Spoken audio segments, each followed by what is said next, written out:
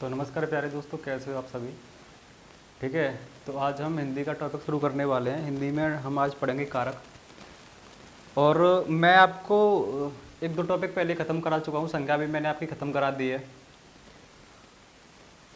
और लिंग भी ख़त्म करा दिया है मैंने आपका, वचन भी ख़त्म करा दिया है। संज्ञा के बाद हम दूसरा टॉपिक मतलब जो हमने पढ़ा था, कुछ जो मैंने पढ़ा चुका हूँ मैं आपको। अब इसके बाद हम कारक पढ़ेंगे। कारक में क्या होता है कि ये कारक जो होते हैं, कारक विभक्तियों पर निर्भर होते हैं। इनमें कुछ चिन्ह होते हैं, उन्हीं के आधार पर हमें ये कारक भी पहचानने होते हैं। तो ठीक है, अब कारक की कुछ डेफिनेशन पढ़ेंगे हम, उसके बाद हम कारक की शुरुआत करेंगे। कारक क्या होता है, तो देखिए मैं आपको बता दूं कि कारक क्या होता है।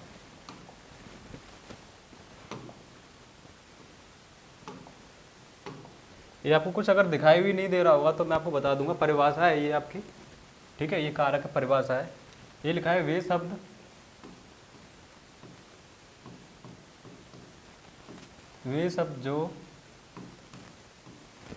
जो संज्ञा या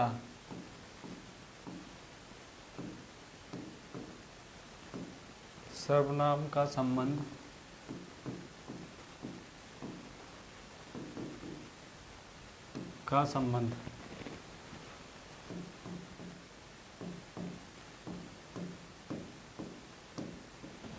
क्रिया से जोड़ते हैं, क्रिया से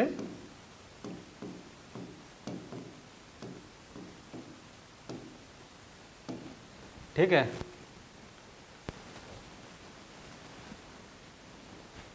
तो समझ में आ रहा होगा आपका। देखिए ये कारक है, कारक की हमने आज शुरुआत की है और कारक जो पढ़ेंगे हम बहुत अच्छे लेवल मतलब अच्छा ही पढ़ेंगे काफ़ी, ठीक है। और जितनी कोशिश करेंगे कि एक ही क्लास में हम इसे कवर कर सकें। तो कारक के बारे में मैं बता दूं, ये परिभाषा है कारक की। ये क्या है, परिभाषा है, आपको दिखाई दे रही होगी क्योंकि ये जो मैंने PDF तैयार की हुई है आपके लिए वो थोड़ा कुछ कम दिखाई दे रही होगी।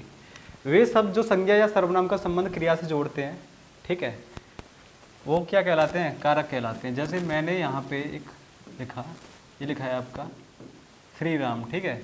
अब ये श्री राम ने रावण को बाण से मारा, ठीक है। श्री राम ने रावण को बाण से मारा। अब इसमें मैं आपको बता दूं कि जो एक शब्द होता है या एक पैराग्राफ होता है या मैंने कोई एक वाक्य लिखा, उसमें क्या हुआ कि कारक हमारे 8 होते हैं। कुल कारक जो होते हैं हमारे 8 होते हैं, ठीक है। तो एक वाक्य में कारक तो 8 प्रयोग हो सकते हैं, ठीक है, 8 प्रयोग हो सकते हैं और मैं आपको दिखाऊंगा अभी। तो श्री राम ने रावण को बाण से मारा। अब देखिए ये श्री राम क्या है, यहाँ पे श्री राम क्या है मेरे भाई, आप देख सकते हो यहाँ पे श्री राम क्या है, ये श्री राम क्या है, ये संज्ञा है। क्या है ये संज्ञा है, ठीक है। अब रावण भी क्या है, रावण संज्ञा है, रावण भी क्या है, संज्ञा है। बाण क्या है, संज्ञा है, बाण क्या है, संज्ञा है, ठीक है। मारा क्या है, मारना क्या होता है, क्रिया होता है। मारना क्या होता है मेरे भाई, क्रिया होता है। और संज्ञा क्या होती है, मैं संज्ञा में आपको पढ़ा चुका हूँ। किसी का नाम, किसी का भी नाम हो, बिना नाम का तो कोई भी नहीं होता मेरे भाई, ठीक है। किसी का भी नाम हो वो संज्ञा कहलाता है, ठीक है। किसी वस्तु का नाम हो, किसी इंसान का नाम हो, किसी भी चीज़ का नाम हो, कुछ भी हो जिसका नाम है वो संज्ञा है। मैंने आपको बता चुका हूँ पहले, ठीक है। जिसका नाम है वो संज्ञा है, कारक। अब मैं आपको बता दूं, कारक को विभक्ति और परसर्ग भी कहते हैं। कारक को क्या, कारक को विभक्ति और परसर्ग भी कहते हैं। कारक को विभक्ति और परसर्ग भी कहते हैं मेरे भाई, ठीक है। और कारक विभक्ति या परसर्ग सदैव संज्ञा या सर्वनाम के बाद प्रयोग होता है। संज्ञा या सर्वनाम के कारक जो होते हैं मतलब उनकी जो विभक्तियाँ होती हैं, कारक की पहचान हम कैसे करेंगे। कारक की जितनी भी विभक्तियाँ होंगी मेरे भाई, वो हमेशा संज्ञा या सर्वनाम के बाद ही प्रयोग होंगे। कैसे, मैंने आपसे कहा, अगर मैं उदाहरण आपको दूं कि राजा को जंगल में जाना है, राजा को जंगल में जाना है, तो राजा को जंगल में जाना है। या मैंने आपसे कहा कि राम किताब पढ़ रहा है, या मैंने कहा आपको कि राम ने किताब पढ़ी, राम ने किताब पढ़ी, तो राम ने, कारक विभक्ति क्या है, ने तो कारक विभक्ति है। अब ये किसके बाद प्रयोग में लाई गई है, ये जो प्रयोग में लाई गई है वो राम यानी कि संज्ञा के बाद में ही तो प्रयोग में लाई गई है, ठीक है। तो यहाँ पर भी तो यही लिखा हुआ है जो मैंने आपको बताया है कि कारक को विभक्ति या प्रसर्ग भी कहते हैं। कारक विभक्ति या प्रसर्ग सदैव संज्ञा या, देखिए संज्ञा या कब यूज होंगी, संज्ञा या सर्वनाम के बाद प्रयोग होता है। ठीक है। अब एक वाक्य में 8 कारक हो सकते हैं। एक वाक्य में क्या होता है, 8 कारक हो सकते हैं। ये मैं आपको बहुत पहले भी बता चुका हूँ कि एक वाक्य में 8 कारक हो सकते हैं। एक वाक्य में 8 कारक हो सकते हैं, लेकिन एक शब्द में एक ही कारक होता है। लेकिन एक शब्द में एक ही कारक होता है। ठीक है। एक वाक्य में 8 कारक हो सकते हैं, लेकिन एक शब्द में एक ही कारक होता है। कारक के कुल 8 भेद होते हैं। कारक के कुल कितने भेद होते हैं, कारक के कुल 8 भेद होते हैं। कारक के संज्ञा या सर्वनाम के आधार पर 6 भेद हैं। कारक के संज्ञा या सर्वनाम के आधार पर 6 भेद हैं। मैं आपको बता दूं, कारक के संज्ञा या सर्वनाम के आधार पर कितने भेद हैं मेरे भाई, 6 भेद हैं। अब कारक 8 कारक कौन कौन से हैं देखिए। अब कारक का नाम मैं आपको बता दूं, एक कर्ता कारक होता है, एक कर्म कारक होता है, एक करण कारक होता है आपका, एक आपका संप्रदान कारक होता है, एक अपादान कारक होता है, एक संबंध कारक होता है, एक अधिकरण कारक होता है और आपका एक संबोधन होता है। अब यहीं से मैं आपको बता दूं, देखिए कर्ता कारक क्या होता है मेरे भाई, कर्ता कारक होता है कार्य को करने वाला, जिसके द्वारा क्रिया संपन्न की जाती है वही कर्ता कारक होता है। जिसके द्वारा क्रिया संपन्न की जाती है वही तो कर्ता कारक होता है। एक डेफिनेशन इसकी ये भी है कि जिसके द्वारा कार्य संपन्न हुआ वही कर्ता कारक है। ठीक है। कार्य को, अर्थात मैं आपसे कहूँ कि कार्य को करने वाला, अर्थात मैं आपसे कहूँ मेरे भाई, अर्थात मैं आपसे कहूँ कि कार्य को करने वाला क्या, कार्य को करने वाला क्या होता है, कर्ता कारक होता है। कार्य को करने वाला क्या होता है, कर्ता कारक ही होता है। ठीक है। कार्य को करने वाला कर्ता कारक होता है। अब मैं कर्म की बात करूं, कर्म कारक क्या होता है मेरे भाई, कर्म कारक होता है जिस पर क्रिया का प्रभाव हो, जिस पर क्रिया का प्रभाव पड़े, जिस पर क्रिया का प्रभाव पड़े वही कर्म कारक होता है।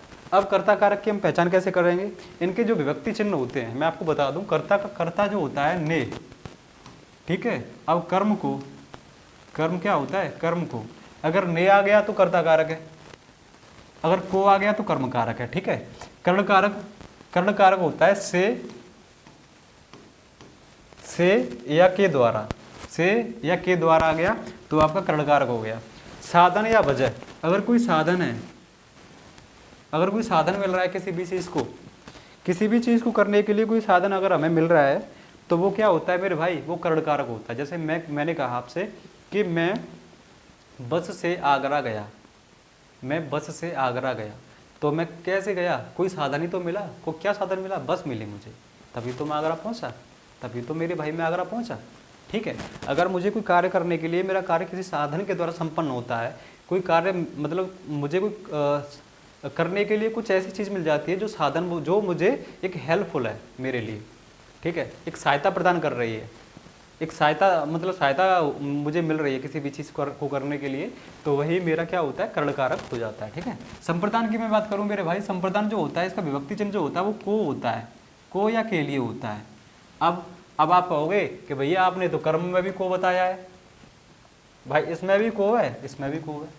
अब इसमें डेफिनेशन क्या है, अब इसका अंतर क्या है, what is the difference between, क्या है इनमें अंतर, क्या है इनमें डिफरेंट, ये है मेरे भाई संप्रदान कारक जो होता है। अब किसी भी चीज़ के लिए मैं आपको बता दूं, किसी भी एग्जाम्पल में या कोई भी घटना ऐसी घटित हो रही है, जैसे जो चीज़ें सदैव के लिए दी जा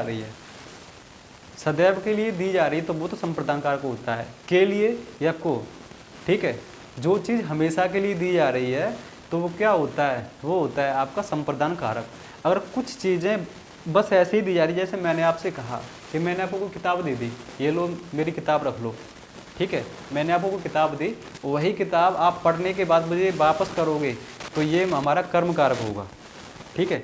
जैसे आपका नाम राहुल है, मैंने कहा कि मैंने राहुल को किताब दी, तो मैंने राहुल को किताब दी। अब राहुल को मैंने किताब दी, को आ रहा है मेरे भाई, तो को आ रहा है, तो इसमें आप कहोगे कि भैया को तो आपने ये भी बताया, को ये भी बताया, को कर्म कारक भी बताया, संप्रदान कारक भी बताया, तो अब इसमें हम लगाएंगे क्या। तो मैंने आपको बताया कि मैंने आपको जब इस मकसद से जो वाक्य में, आपको टेंशन ना लें कि आपको कन्फ्यूज कर देगा, आपको कहीं ना कहीं ऐसा एग्जाम्पल देगा कि आपको उसमें वास्तविकता में पता लग जाएगा कि ये घटना कब तक के लिए घटित हो रही है, या ये सदैव के लिए या कुछ पल भर के लिए है। अगर पल भर के लिए है, कुछ समय के लिए है, तो मेरे भाई कर्म कारक होगा। अगर वो घटना हमेशा के लिए घटित हो रही है तो वो संप्रदान कारक होगा आपका, ठीक है। तो वो क्या होगा, संप्रदान कारक होगा आपका। तो अब मैं आपको बता दूं, कर्म कारक आपको पता चली गया, संप्रदान आपको पता चली गया। संप्रदान क्या होता है, जैसे मैंने आपसे कहा कि मान के चलो कि हम लोग, ये आप लोग घर पे हो, आप लोग घर पे हो, एक गरीब कोई भी आया, भिखारी मान लो, आपने एक मतलब मानवता दिखा दी मेरे भाई, और आपने कोई अच्छे से, आपके पास कपड़े हैं, वो कपड़े आपने उसे दे दिए। तो मान के चलो आपका नाम श्याम है, तो मैं आपसे कहूँ कि श्याम ने भिखारी को कपड़े दिए। अब मेरे भाई आप ऐसा तो करोगे नहीं कि आपने कपड़े दिए तो उससे कहोगे भैया 15-20 दिन पहन लो, उसके बाद मुझे वापस कर देना, ऐसा तो होगा नहीं। आपने दे दिए तो हमेशा के लिए दे दिए, तो ये क्या हो गया, संप्रदान कारक हो गया, ठीक है। या आप मान के चलो कि इसी के बीच में आपके पास उसके बाद में धोबी आ गया, ठीक है। अब आपसे मैं कहूँ कि श्याम ने धोबी को कपड़े दिए, श्याम ने धोबी को कपड़े दिए, तो इसका मतलब ये नहीं है कि धोबी वापस करने नहीं आएगा आपके कपड़े, भाई धुलेगा वो, तो उसके बाद वापस करने आएगा आपको। तो इससे ये क्या हो गया, कर्म कारक हो गया, ये क्या हो गया, कर्म कारक हो गया। तो ये अंतर है इन दोनों के बीच में, कहीं ना कहीं अब आपको समझ में आ गया होगा। अगर हमेशा के लिए कोई वस्तु दी जा रही है तो वो संप्रदान कारक होगा, अगर कुछ टाइम के लिए आप वो चीज़ें दी जा रही है तो वो क्या होगा, वो कर्म कारक होगा आपका, ठीक है। जी हाँ बिल्कुल, मेरा मकसद बस आपको यही समझाना था कि आप इसमें कन्फ्यूज़ ना हो, आपको बेहतर तरीके से समझ में आ जाए। अब इसके नेक्स्ट बात आता है आपका अपादान कारक।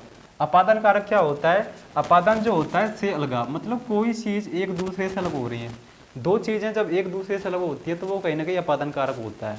अपादान मतलब होता है से, इसका कारक चिन्ह क्या होता है, विभक्ति क्या होती है इसमें, इसकी विभक्ति जो होती है से होती है, ठीक है। अब मैंने आपको एक चीज़ और बताई थी, कर्ण में भी आपको बताई थी, ये जो कर्ण कारक है उसमें भी मैंने आपको कहा था कि से। अब मैंने आपको अपादान में भी से बता दिया। तो ये जो है, ये वाला जो से है कर्ण में, ये वाला जो से है वो एक साधन के लिए प्रयोग होता है। मैंने आपसे कहा कि मैं आगरा मोटर बाइक से गया या साइकिल से गया, मैं आगरा साइकिल से गया, तो ये जो से है आपका वो एक माध्यम के लिए इस्तेमाल किया जा रहा है, ठीक है। जो ये वाला से है मेरे भाई, वो एक माध्यम के लिए इस्तेमाल किया जा रहा है आपका, ठीक है। बट अब ये वाले से की मैं बात करूं, अब ये वाले से की मैं बात करूं मेरे भाई, ये जो है आपका अपादान कारक है। अपादान, ये वाला जो से है वो कहीं ना कहीं एक दूसरे को अलग करता है, एक दूसरे को अलग करता है, ठीक है, एक दूसरे को अलग करता है। जैसे मैं आपसे कहूँ मैं आगरा से दिल्ली गया, मैं आगरा से दिल्ली गया, तो पहले मैं आगरा था, अब मैं कहाँ पहुँच गया, दिल्ली पहुँच गया। मतलब मैंने एक स्थान को छोड़ के जब दूसरे स्थान पर मैं पहुँच गया तो कहीं ना कहीं दो डिस्टेंस जो दो स्थान है उनके बीच में दूरी आ गई, और वो अलगाव को प्रदर्शित कर रहा है कि पहले मैं कहीं और था, अब मैं कहीं और हूँ, मतलब मैं कहीं और से कहीं और पहुँच गया। इसका मतलब ये है मेरे भाई कि इसमें पृथक्करण हो गया, इसमें अलगाव हो गया, ठीक है, इसमें अलगाव हो गया, इसमें अलगाव हो गया। तो इसमें हम अपादान का यूज़ करेंगे जब दो चीज़ें एक दूसरे से अलग होंगी, जब दो चीज़ें एक दूसरे से अलग होंगी तो वो कहीं ना कहीं आपका अपादान कारक कहलाएगा, वो कहीं ना कहीं आपका क्या होगा, अपादान कारक कहलाएगा मेरा, ठीक है। मेरा मकसद आपको यही समझाना था कि आप इन 8 कारकों में कभी भी कंफ्यूज ना हो और आपको बेहतर तरीके से समझ में आ जाए कि मैं कहना क्या चाह रहा हूँ, ठीक है। अब संबंध में तो ऐसी कोई बात ही नहीं होगी। संबंध देखिए, संबंध के जो कारक विभक्तियाँ जो होते हैं वो मैं आपको बता दूं, वो आपके का है, के है, की है, ना है, ने है, नी है, रा है, रे है, री है। मतलब ये जो अगर हम सेंटेंस कोई बना रहे हैं, कोई वाक्य अगर हम बना रहे हैं, तो उस वाक्य में अगर इनसे संबंधित अगर कोई भी अगर हमें दिखाई देता है तो वो कहीं ना कहीं आपका क्या है, संबंध कारक होगा, ठीक है। एक पद का अन्य पद से संबंध, मतलब एक पद का अन्य पद से संबंध।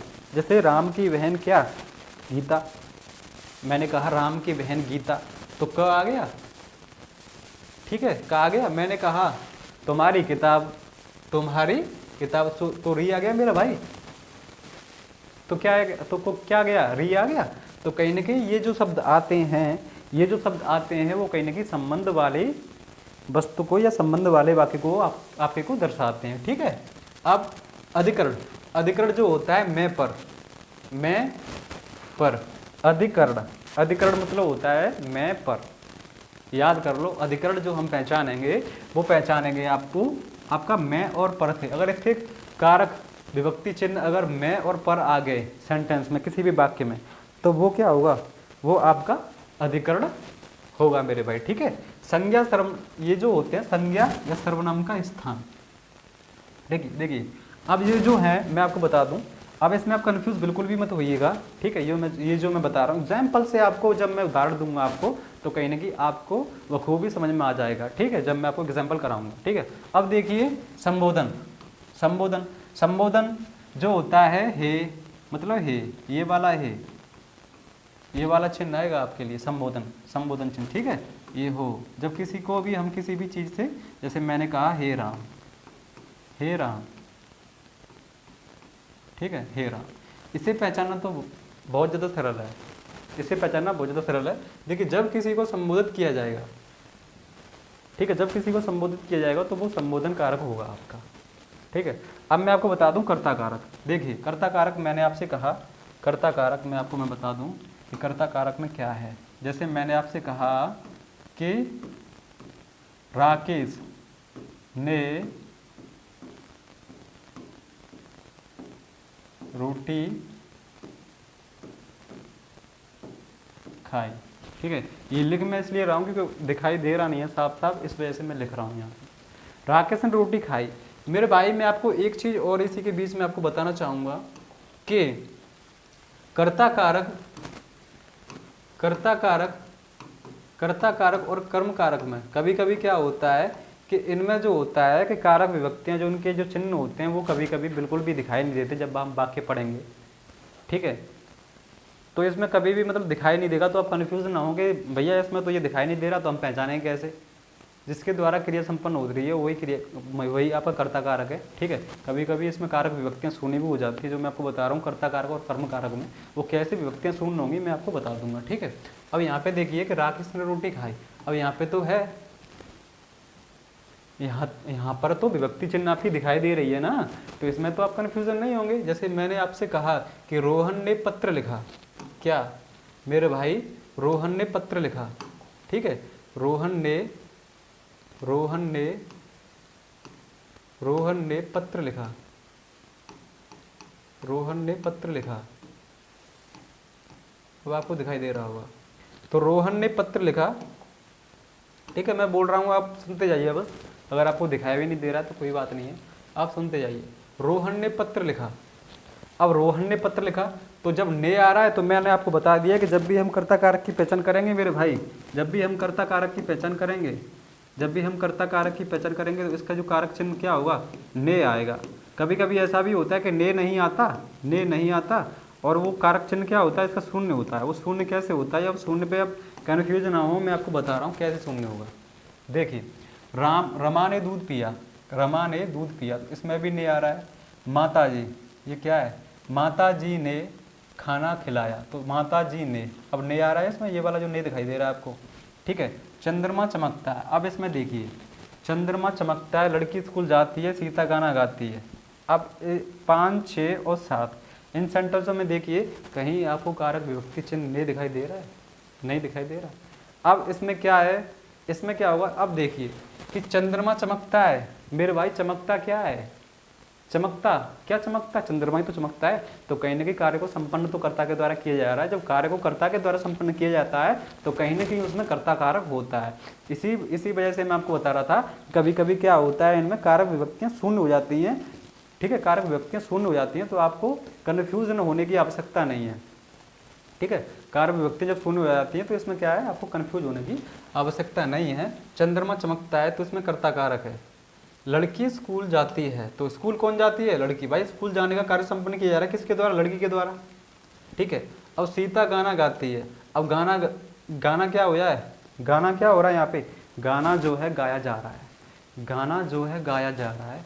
गाना किसके द्वारा गाया जा रहा है, किसके द्वारा गाया जा रहा है, तो सीता के द्वारा गाना गाया जा रहा है। तो कहीं ना कहीं इसमें क्या है, कर्ता कारक है।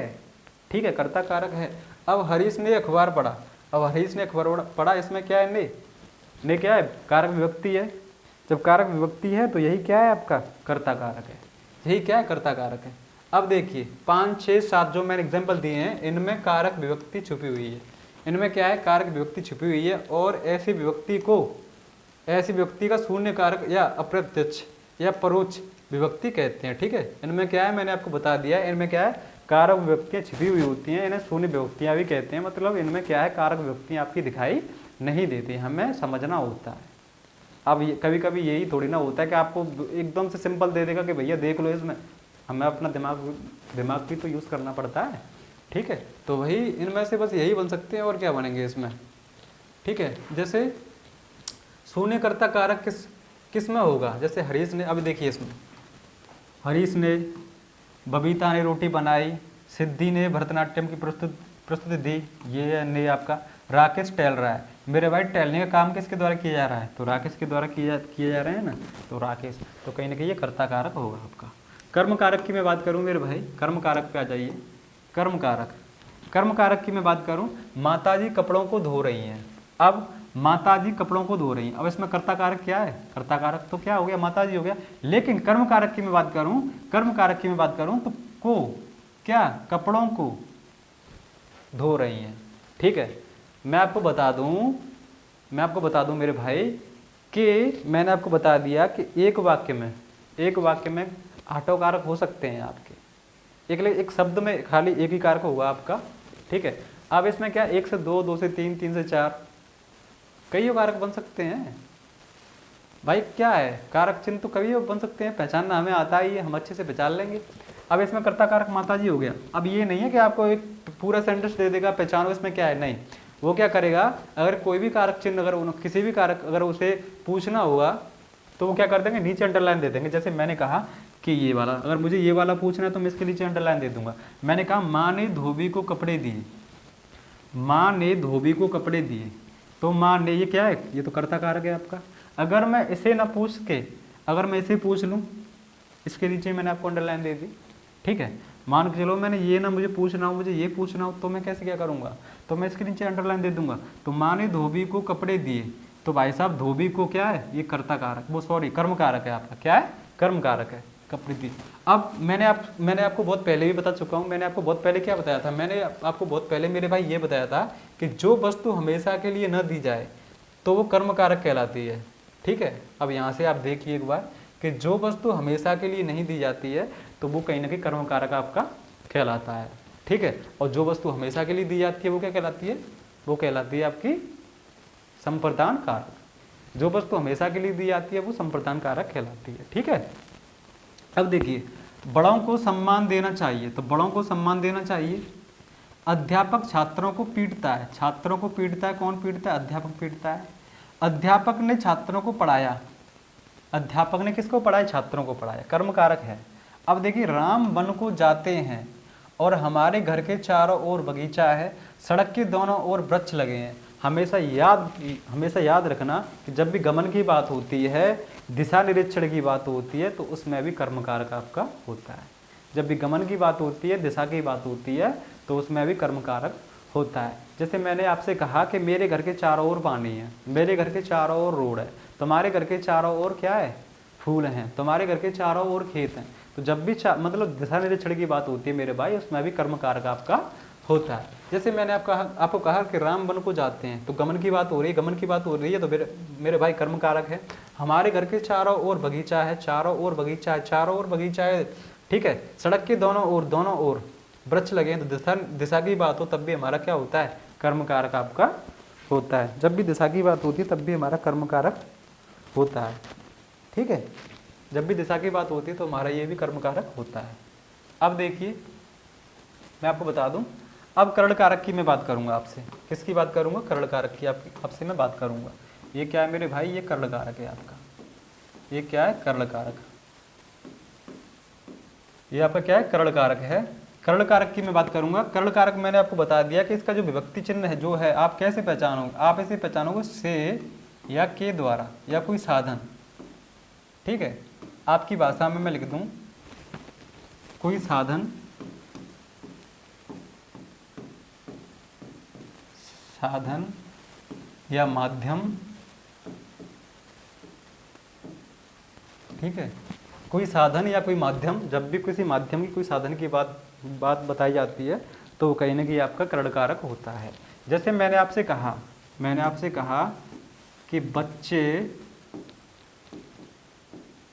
बस से स्कूल जाते हैं। बच्चे बस से स्कूल जाते हैं, ठीक है। अब मैंने कहा आपसे कि बच्चों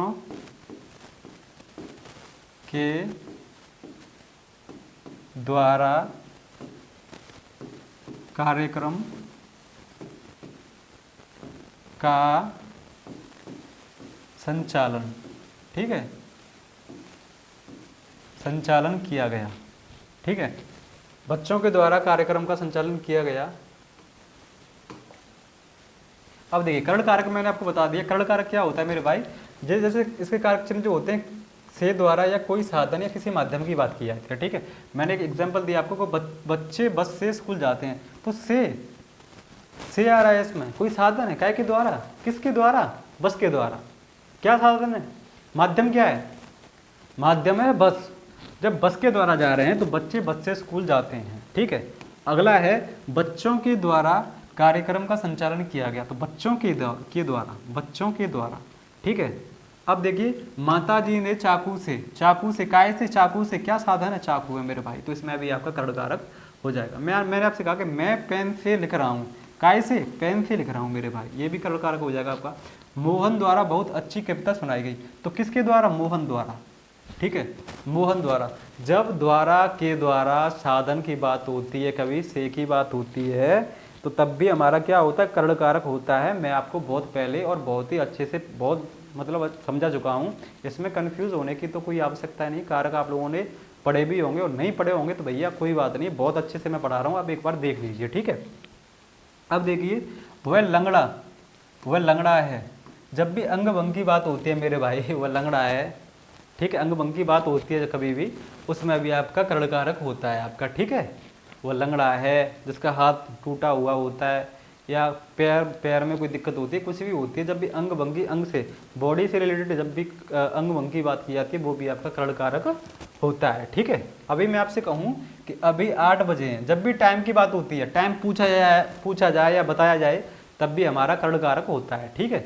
जब भी टाइम पूछा जाए या बताया जाए तब भी हमारा कर्ण कारक होता है। इसमें कुछ ये अपवाद होते हैं जो मैं आपको साथ ही साथ बताता चलता जा रहा हूँ, ठीक है। समय पूछा जाए या बताया जाए तो ये भी कर्ण कारक होता है आपका, ठीक है। जैसे मैंने कहा वह अभिषेक के साथ बाहर गई, वह अभिषेक के साथ बाहर गई है, ये भी हमारे अपवाद हैं। किसी के साथ जाना ये भी हमारा एक अपवाद होता है मेरे भाई, ठीक है। अब मैंने आपको अगला मैं बताऊंगा संप्रदान कारक। ये क्या है मेरे भाई, संप्रदान कारक मैं आपको बताऊंगा ये क्या है। ये संप्रदान कारक हम पढ़ेंगे। संप्रदान मैंने आपको बता दिया कि मतलब के लिए, को या के लिए कोई भी शब्द आ जाए, इसका विभक्ति चिन्ह या ये सब कुछ आ गया, और अगर इसमें कोई भी चीज़ अगर हमेशा के लिए दी जा रही है, कोई चीज़ अगर हमेशा के लिए दी जा रही है तो वो संप्रदान कारक आपका हो जाएगा। जैसे को या के लिए इसके कारक विभक्ति चिन्ह होते हैं। जैसे मैंने एक एग्जाम्पल लिया आपसे, मैंने कहा कि मैं दिनेश के लिए चाय बना रहा हूँ। अब मैंने दिनेश के लिए चाय बना दी तो मैं उनसे ये तो नहीं कहूँगा कि भैया चाय तुमने पी ली, अब मुझे मेरी चाय वापस करो, ऐसा तो बिल्कुल भी नहीं हो सकता, ठीक है। जब कोई भी चीज़ हमेशा के लिए कर दी जाती है तो मेरे भाई वो संप्रदान कारक आपका होता है। जैसे मैंने आपसे कहा कि माता जी ने भिखारी को दान दिया, माता जी ने भिखारी को दान दिया, तो भिखारी को जब माता जी ने दान दे दिया तो वो हमेशा के लिए तो कार्य संपन्न हुआ, ठीक है। तो जब भी हमारा देखिए, अब माता जी ने भिखारी को आ गया मेरे भाई, या मैं आपसे कह सकता हूँ कि माता जी ने भिखारी के लिए दान दिया, ठीक है। राजा ने भिखारी को वस्त्र दिए, राजा ने भिखारी को वस्त्र दिए, ठीक है। अब भगवान के वास्ते या भगवान के लिए, देखिए मैं बता दूँ इसका जो कारक विभक्ति चिन्ह क्या होते हैं, के, को या के द्वारा या के निमित्त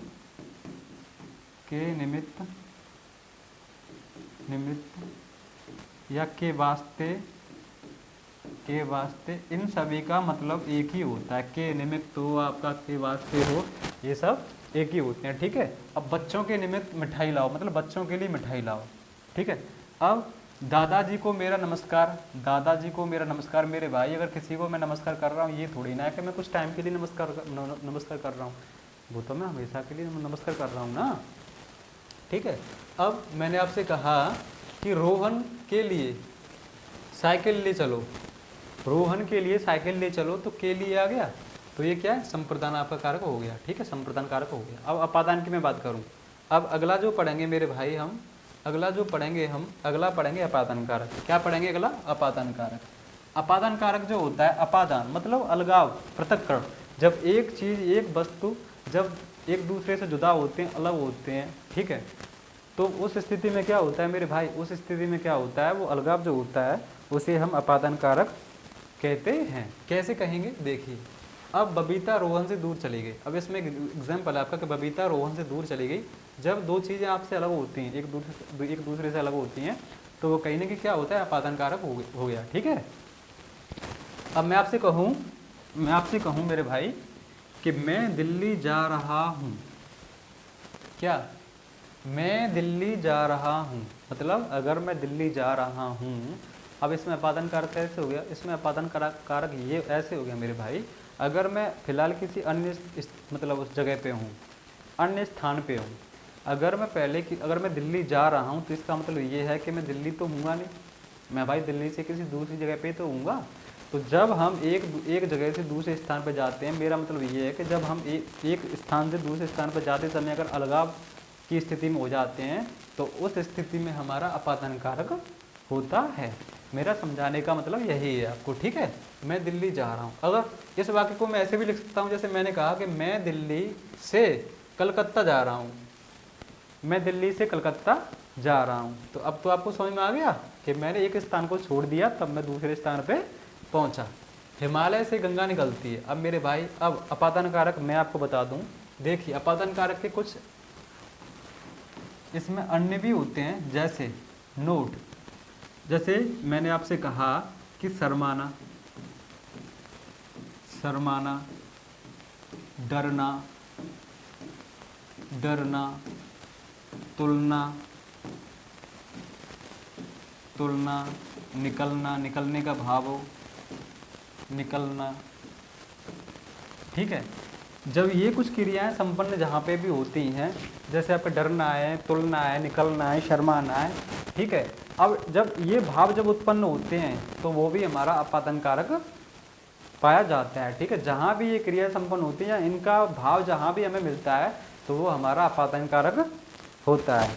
ठीक है, जैसे हिमालय से गंगा निकलती है, अब निकलने का भाव है मेरे भाई, यहाँ पे निकलने का भाव है, तो इसमें भी क्या होता है, अपादान कारक हो गया। ठीक है, अगर पेड़ से पत्ता गिरता है, अब पेड़ से पत्ता गिरता है, अब पेड़ से पत्ता गिर गया, अब एक बार गिर गया तो वो गिर ही गया ना मेरे भाई, अलग तो हो गया। जब पेड़ से पत्ता गिर गया, अलग हो गया, तो वो भी हमारा अपादान कारक है। ठीक है, वह बस से उतर गया, वह बस से उतर रहा है, तो इसमें भी अपादान कारक है, क्योंकि बस से उतर रहा है। ठीक है, बस से अलग हो रहा है। सीमा सचिन से सुंदर है, सीमा सचिन से सुंदर है, ये ट्रोल हो रहे हैं बहुत, सीमा सचिन, मेरी बात सुनिए, सीमा सचिन से सुंदर है, तो इसमें भाई साहब सुंदरता, इसमें क्या तुलना की बात हो रही है। जब भी तुलना की बात हो रही है, मैंने आपको बता दिया, शर्माना, डरना, तुलना, जब भी इनकी बात होती है, तो ये अपादान कारक में आपके आते हैं। ठीक है, ये अपादान कारक में आपके आते हैं। बबीता सविता से तेज दौड़ती है, बबीता सविता से तेज दौड़ती है, तेज दौड़ती है, तेज दौड़ती है, तो इसका मतलब क्या हो गया, इसमें क्या है, तुलना की बात हो रही है। सोहन मोहन के बनिष्ठ श्रेष्ठ है, बनिष्ठ का मतलब भी बनिष्ठ का मतलब भी मेरे भाई, ठीक है, कंपेयर करना ही होता है। ठीक है, तुलना में बात हो रही है। अब मैंने आपको बता दिया, डरने का भाव जहाँ भी होता है वो भी हमारा अपादान कारक है। तो यह है सोनू, सोनू सांप को देखकर डर गया। अब सोनू सांप को देखकर डर गया, तो इसमें डरने का भाव है, जहाँ भी अगर हमारा डरने का भाव होता है, वो भी हमारा अपादान कारक होता है। मैं आपको पहले बता चुका हूँ। ठीक है, वो भी अपादान कारक होता है, वो भी मैं आपको बता चुका हूँ।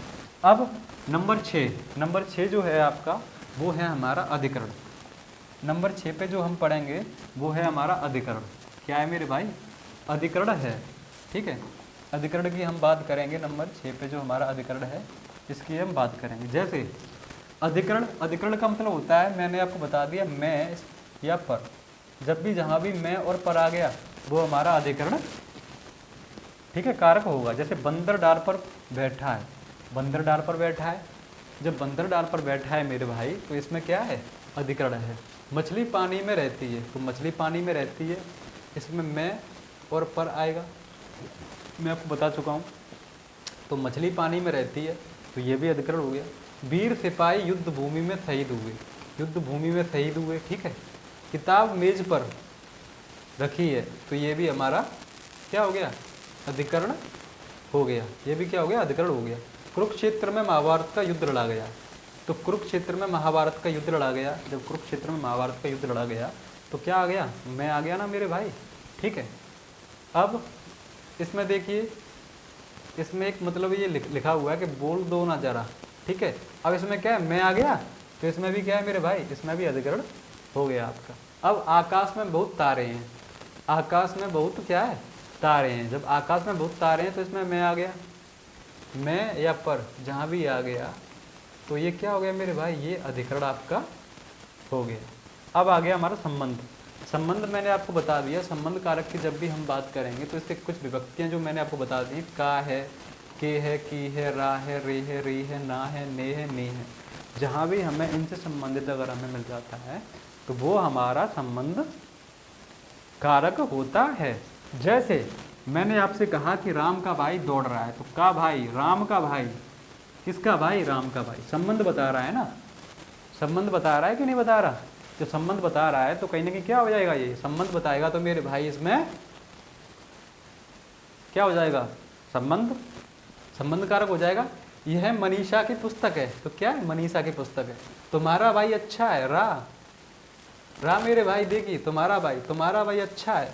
अपनी, नी, अपनी बहन के जैसे औरों की भी इज्जत करो, ठीक है, अपनी बहन के जैसे औरों की भी इज्जत करो मेरे भाई। तो जब भी बात आती है इन सब चीज़ों की तो इसमें क्या होता है, ठीक है। अब यह वर्दी मेरी है, तो मेरे भाई जब यह वर्दी मेरी है, यह वर्दी जब मेरी है तो मेरी है तो मेरी है, आ गया इसमें संबंध की नहीं आ गया, तो कहीं ना कहीं संबंध इसमें कारक होगा आपका, ठीक है। अब देखिए संबोधन, संबोधन में आपको ज़्यादा एफर्ट्स लगाने की आवश्यकता नहीं है, संबोधन में आपको ज़्यादा दिमाग भी लगाने की आवश्यकता नहीं है। सातों में आप पढ़ सकते हो, लेकिन आठवें के लिए मैं आपको एक बेहतरीन टिकट वो बता रहा हूँ आपको ट्रिक, ये है आपकी ट्रिक। ये जो है चिन्ह जो है संबोधन का ही है, किसी को संबोधित करते हैं तो ये जो चिन्ह होता है वो अवश्य आता है। जब ये निशान आएगा तो आप पहचान लीजिएगा कि ये संबोधन की बात कर रहे हैं। जैसे हे राम, देखिए ये वाला, मैंने कहा अरे ये रहा, मैंने कहा हे ईश्वर, ये देखिए, मैंने कहा वाह, ये देखिए, ठीक है। जब भी ये निशान आता है तो ये भी आपका संबोधन कारक होता है। तो यहीं के चलते हुए आपके ये जो कारक हैं मेरे भाई, ये हो गए आपके समाप्त, बिल्कुल। और आप इन्हें पढ़ सकते हो, बिल्कुल दोबारा से रिवाइज कर सकते हो। दोबारा से रिवाइज करने की आवश्यकता भी है, क्योंकि जब हम दोबारा से किसी भी चीज़ को रिवाइज नहीं करेंगे तो वो हमें लंबे समय तक याद नहीं रहेगी। ये मैं आपको बहुत पहले भी बता चुका हूँ अपनी वीडियो में।